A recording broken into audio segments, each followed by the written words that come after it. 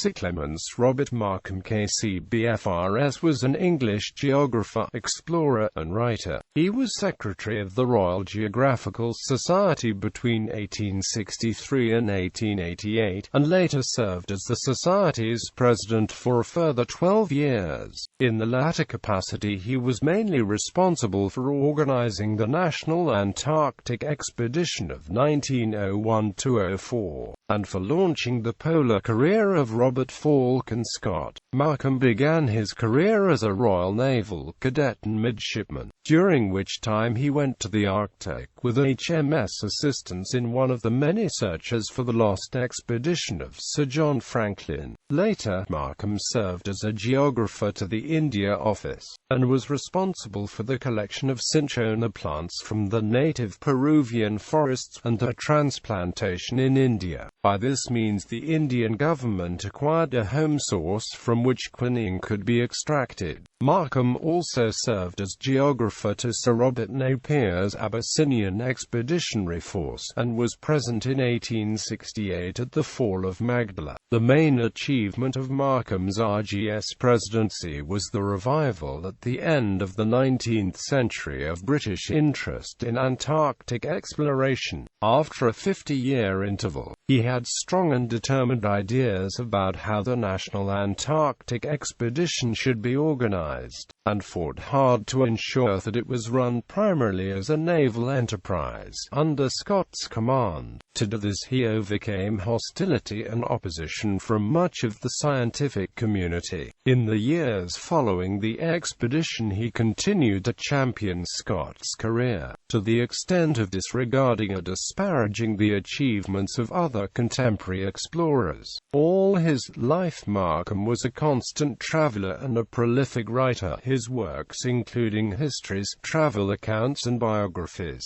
He authored many papers and reports for the RGS, and did much editing and translation work for the Hakluyt Society, of which he also became president. He received public and academic honors, and was recognized as a major influence on the discipline of geography, although it was acknowledged that much of his work was based on enthusiasm rather than scholarship. Among the geographical features bearing his name is Antarctica's Mount Markham, named after him by Scott in 1902. Childhood. Markham was born on the 20th of July 1830 at Stillingfleet, Yorkshire, the second son of the Reverend David Markham, then Vicar of Stillingfleet. The family were descendants of the RT Hon.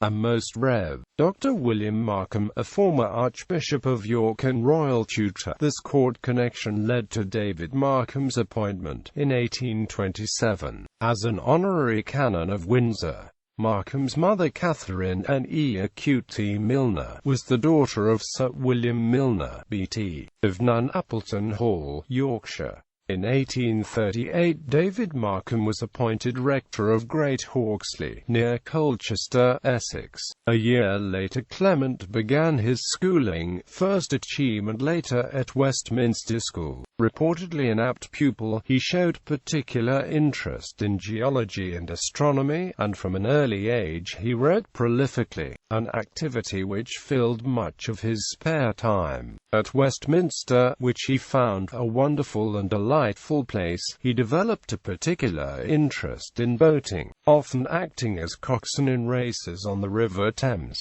Royal Navy. Naval Cadet. In May 1844 Markham was introduced by his aunt, the Countess of Mansfield, to Rear Admiral Sir George Seymour, a Lord of the Admiralty. The boy made a favourable impression on the Admiral, and the meeting led to the offer of a cadetship in the Royal Navy. Accordingly, on the 28th of June 1844 Markham travelled to Portsmouth to join Seymour's flagship HMS Collingwood.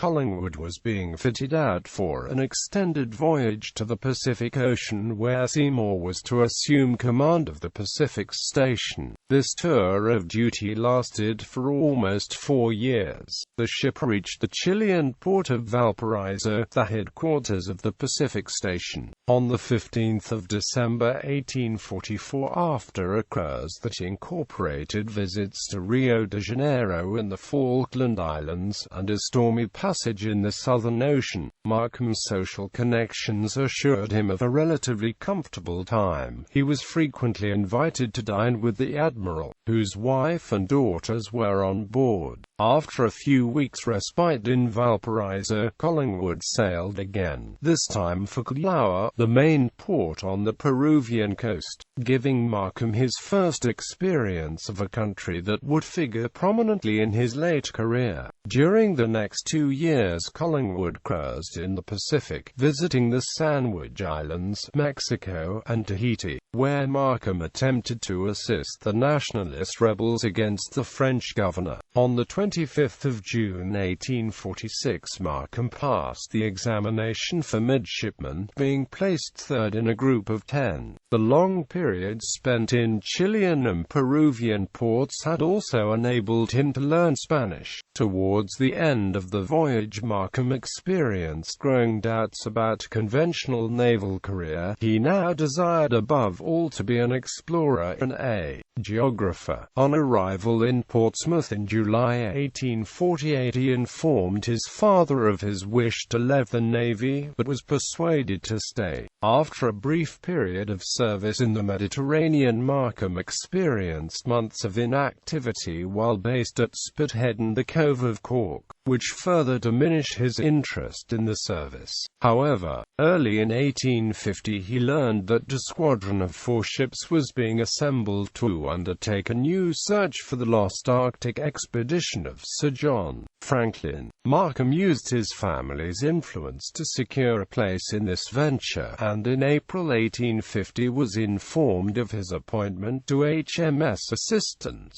one of the squadron's 2 principal vessels. First Arctic voyage 1850–51. Sir John Franklin had left England in May 1845 with 2 ships, HMS Erebus and HMS Terror, in search of the Northwest Passage. The expedition was last seen on the 29th of July by whalers in the northern waters of Baffin Bay, moored to an ice floe and waiting for the chance to sail westward.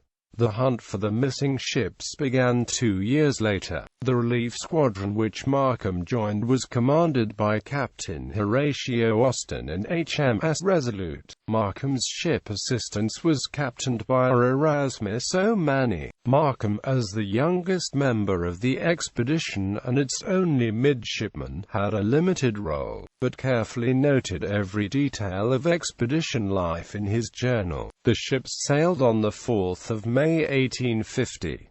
After rounding the southernmost point of Greenland on the 28th of May, the squadron proceeded northwards until stopped by ice in Melville Bay on the 25th of June. They were held here until the 18th of August, when they were finally able to proceed west into Lancaster Sound, the known route taken by Franklin. Here the ships dispersed to search different areas for signs of the vanished expedition. On the 23rd of August, O'Mani sighted a cairn and discovered packing materials nearby which bore the name of Goldner, Franklin's canned meat supplier. Together with other odds and ends of abandoned equipment, these fragments were the first traces of Franklin that anyone had found. A few days later, on Beechey Island, the party came across 3 graves, which proved to be those of members of Franklin's crew who had died between January and April 1846.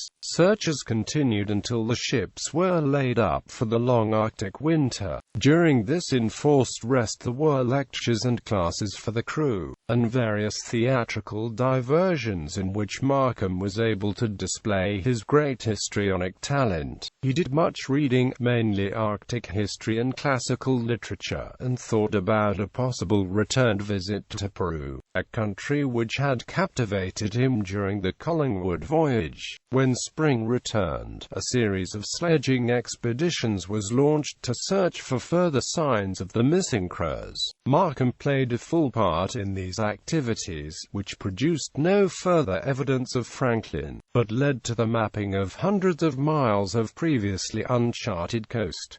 The expedition returned to England in early October 1851. Immediately on his return to England, Markham informed his father of his determination to leave the Navy. One of the reasons for his disaffection was the severity of the corporal punishment that was constantly administered for what, in his view, were trivial offences. He had been in trouble during his Collingwood service for attempting to prevent the flogging of a crewman. He had also become disenchanted by the idleness that had occupied long periods of his service. With some regret, the elder Markham consented to his son's request, and after taking and passing the gunnery part of the examination for the rank of lieutenant, Markham resigned from the service at the end of 1851. Peruvian Journeys. In the summer of 1852, freed from his naval obligations, Markham made plans for an extended visit to Peru. Supported by a gift from his father of £500 to cover expenses, Markham sailed from Liverpool on the 20th of August. Markham travelled by a roundabout route, proceeding first to Halifax, Nova Scotia, then overland to Boston and New York, before taking a steamer to Panama. After crossing the isthmus, he sailed for Callao, finally arriving there on the 16th of October. He set out for the Peruvian interior on the 7th of December 1852, heading across the Andes towards his goal, the ancient Inca city of Cuzco. On the way, Markham paused for nearly a month in the town of Ayacucho to study the local culture and increase his knowledge of the Quechua. He then traveled on towards Cuzco, and after crossing a swinging bridge suspended 300 feet above the raging Apurimac River, he and his party passed through fertile valleys which brought them finally to the city of Cuzco on the 20th of March 1853. Markham remained in the city for several weeks, researching Inca history, describing in his journal the many buildings and ruins that he visited. During the course of an excursion to nearby towns and ruins, he reached the area of San Miguel, La Mar, Ayacucho, where he first learned of the properties of the cinchona plant, a source of quinine, cultivated in the vicinity. He finally left Cuzco on the 18th of May, accompanied by a party of 6 who, like him, were returning to Lima. Their journey took them southwards, descending the mountains to the city of Arequipa, a former Spanish colonial settlement with a mixture of native and European architecture. The city is overlooked by the conical volcano Mount Misty, which Markham likened to Mount Fuji in Japan. On the 23rd of June, the party reached Lima, where Markham learned of the death of his father.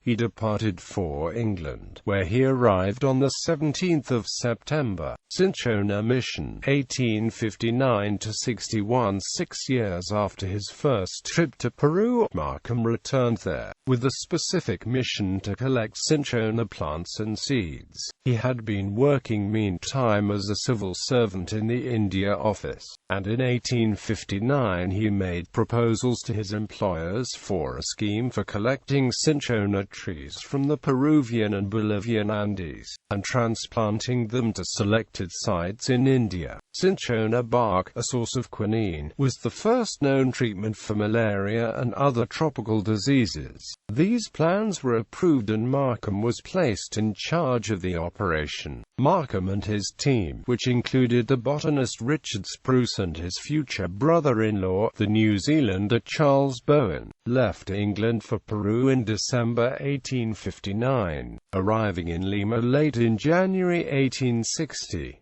There was danger in their enterprise. Peru and Bolivia were on the verge of war, and Markham's party soon experienced the hostility of Peruvian interests anxious to protect the control over the cinchona trade. This limited his sphere of operations, and prevented him from obtaining specimens of the best quality. Later Markham overcame bureaucratic obstruction to obtain the necessary export licenses. Markham returned briefly to England before sailing to India to select suitable sites for cinchona plantations that are in Burma and Ceylon. Although many of the Indian plantations failed to flourish and were soon destroyed by insects, others survived, and were augmented by species obtained by spruce which were more suited to Indian conditions. 20 years after the first plantations, the annual cinchona bark crop from India was estimated at £490,000. For his work in introducing cinchona to India, Markham received a grant of £3,000 from the British government. Civil servant, geographer, traveller, India Office. After the death of his father in 1853, Markham needed paid employment, and in December 1853 secured a junior clerkship in the Legacy Duty Office of the Inland Revenue at a salary of £90 per annum. He found the work tedious, but after 6 months was able to transfer to the forerunner of what became, in 1857, the India Office. Here, the work was interesting and rewarding, with sufficient time to allow him to travel and pursue his geographical interests. In April 1857, Markham married Minna Chichester, who accompanied him on the cinchona mission to Peru and India. Their only child, a daughter Mary Louise, was born in 1859. As part of his India Office duties, Markham investigated and reported to the Indian government on the introduction of Peruvian cotton into the Madras Presidency, on the growth of ipecacuanha in Brazil and the possibilities for cultivating this medicinal plant in India, and on the future of the pearl industry at Tirunelveli in southern India. He was also involved in an ambitious plan for the transplanting of Brazilian rubber trees, claiming that he would do for the India rubber caoutchouc yielding trees what had already been done with such happy results for the cinchona trees. This scheme was not, however, successful. Abyssinia 1867–68. In 1867 was selected to accompany Sir Robert Napier's military expeditionary force to Abyssinia as the expedition's geographer. This force was dispatched by the British government as a response to actions taken by the Abyssinian King Theodore. In 1862, the king had written to the British government requesting protection against Egyptian invaders, and proposing the appointment of an ambassador.